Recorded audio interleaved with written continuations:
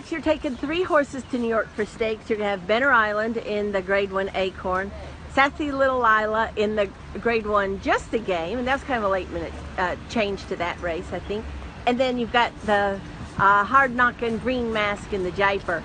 Just go through your horses and talk about how they're doing and your thoughts going into their races at Belmont. Well, Benner Island's doing well. She breezed here yesterday morning, 48 and 3, galloped out in a minute and 3 here at Churchill, and breezed fantastic. Looked great this morning, so she's all set to get on the plane Tuesday. Really excited about her. Obviously, it's going to be an extremely tough race. It's a Grade 1 step up in class, and another 1/8 of a mile for her. But she's doing really well. She's rebounded well from the 8 bells here, and we're looking forward to running her. Sassy Little Lila, we're going to actually enter in the New York today and the Just a Game. Look at both spots. She just breezed 20 minutes ago on the turf here at Churchill. Really nice breeze. Half 48 and 4 and galloped out well. So as long as she comes out of the work in good order and looks good tomorrow morning, she'll be on the flight on Tuesday as well. What will be the consideration with her, which race you go in?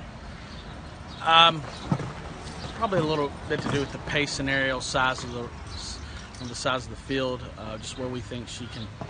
I don't know. I'm probably leaning more towards Just a Game right now, but obviously we could cross it in both and kind of see where we stand with the post position and all that stuff. So just spend a little bit of money to not enter in both, and we'll kind of pick where we want to go. But right now I'm probably leaning towards the Just a Game a little bit. She's an interesting horse. She's Grade 1 place, just beat a nose in the American Oaks at Santa Anita last fall. Right. She's been racing in New York on the turf. Talk about her development. Oh, she's a nice filly. We run her short on the turf one turn last year at Belmont. She's won his. She had a wide trip that day. It was her first out. We knew going into that race we liked her. We thought she was going to be a nice filly, and she won as far as 1.25 miles on the turf. She broke her maiden 1.1 miles at Saratoga. One going 1.25 miles after that at Belmont. Then was beating the nose going 1.1 miles. She has speed. She's a very talented, fast filly. Carried her speed around 2 turns, and she carried 1 mile and beyond. So, we run her 3. It'll be 3 weeks this coming Saturday, and she's that it was a solid race, but we're kind of using it for a stepping stone to this weekend as things obviously beyond this weekend or next weekend I should say. But she's doing well. We really think she's a quality filly and has graded stake filly at some point this year. Hopefully it's next Saturday. Well, like you mentioned, she's coming off a race. Her only race of the year was the allowance win at Churchill. Mm-hmm. And was that just rather than going off the deep end early with her, you were just let's take the allowance condition that's in front of us and then go fight the bigger bears? Yeah, absolutely. We were just trying to get a race in her, get her around 2 turns, and yeah, no, that's exactly right. We had thought about taking her to Maryland for the stake up there for Preakness weekend. It was a Grade 3 of the Gallarette, but we backed off of that, and this race here went, and it was just lead her out of her own stall. The first race off the layoff, it was just to get something in her. She's pretty tight. She's doing great. She's moving well. That's one reason why we're considering this move back in 3 weeks. So that's the big thing. She really bounced out of it in good order. Well, it's Just a Game. Is it the fact that it's a 1-turn mile there? Is that consideration on? Yeah, not so much the 1 turn. It's just it kind of looks like it's going to be a shorter field. Don't really know how much speed's in there. Christoph's filly Celestine seems to be the one that'll probably show the way, and I don't know where we probably set pretty close somewhere right off of her, maybe even in front of her, just depending on how the post draw is. The post position draw. So, once again, that's one reason why we're going to look at the New York as well. Well, you also have Green Mask. He's one of these just hard trying, turf sprinters. Right. And talk about him. Now, Green Mask is doing really well. He just breezed. He went 1/2 in 49, galloped out well. we tried something a little different with him last time. 5/8. I've had him for right at a little more than a year, and I always thought he was a horse that needed more ground, 3/4. 7/8. I thought the Breeders' Cup distance would be perfect. The 6.5 down the hill at Santa Anita. He always runs well. He always makes it when he turns for home. He always gives you a thrill. Last time finally did get up to win a graded stake.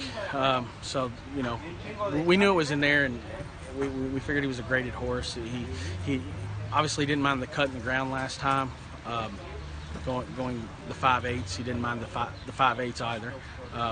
He ran in the Jaipur last year. It was a really good effort, but Deer really didn't get a clean run. He was stuck down on the inside and just kind of bottled up and never really was able to be turned loose. So, but this year he's a horse that sets a little closer to the pace as opposed to last year, back when he would kind of take back and come with one run. He's put a little more speed in his game, so he seems to be a little more effective like that.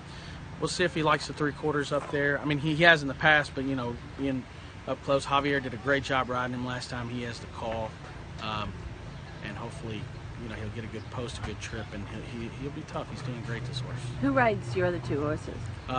Benner Island will be Jose Ortiz, and Sassy Little Isla will be Luis Saez. Just looping back one more Benner Island thing. She ran at Oakland. You were expecting a big race from her in the Fantasy, yeah. And disappointed. Yeah, totally. I mean, she was like 7-5 that day. It was a disappointment because she was training so well going into the race.